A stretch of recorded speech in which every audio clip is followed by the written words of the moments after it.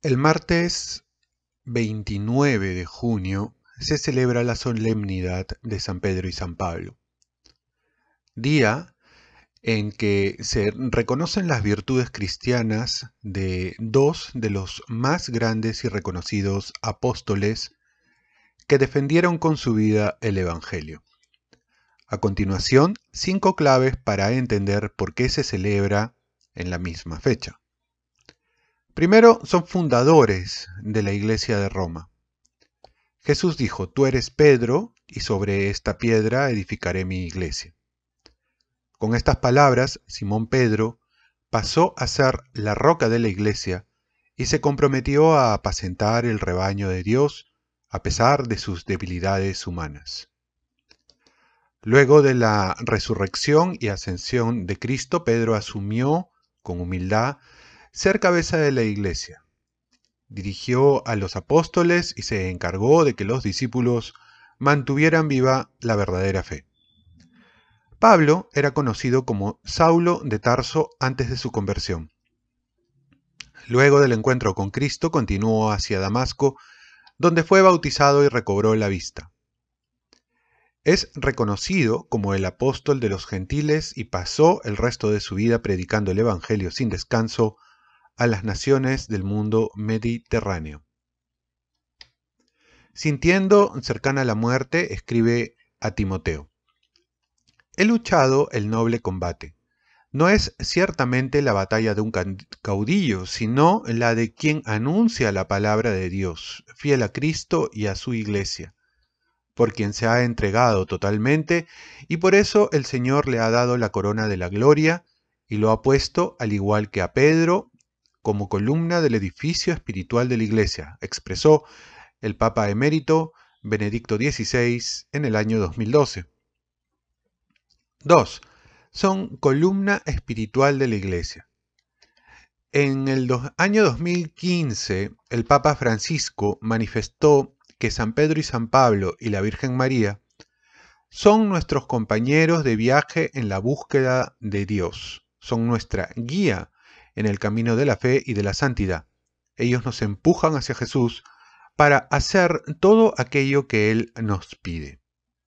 El Santo Padre explicó entonces que la gloria o la gloriosa herencia de estos dos apóstoles es motivo espiritual de orgullo para Roma, y al mismo tiempo es un reclamo a vivir las virtudes cristianas, en modo particular la fe y la caridad, la fe en Jesús como Mesías e Hijo de Dios, que Pedro profesó primero y Pablo anunció a la gente, y en la caridad que esta iglesia está llamada a servir con un horizonte universal. Ambos padecieron en Roma. San Pedro y San Pablo fueron detenidos y martirizados en la prisión mamertina, también llamada Tullianum, ubicada en el Foro Romano en la antigua Roma. San Pedro pasó sus últimos años en Roma liderando a la iglesia durante la persecución hasta su martirio en el año 64. Fue crucificado con la cabeza abajo a petición propia,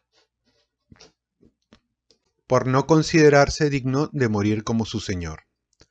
Fue enterrado en la colina del Vaticano y la Basílica de San Pedro está construida sobre su tumba.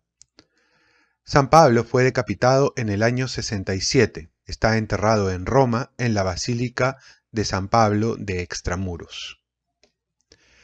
4. Son patronos de Roma y representantes del Evangelio.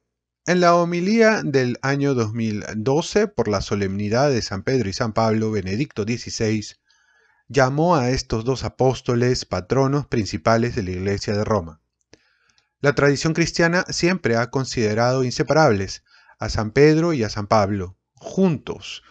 En efecto, representan todo el Evangelio de Cristo, precisó.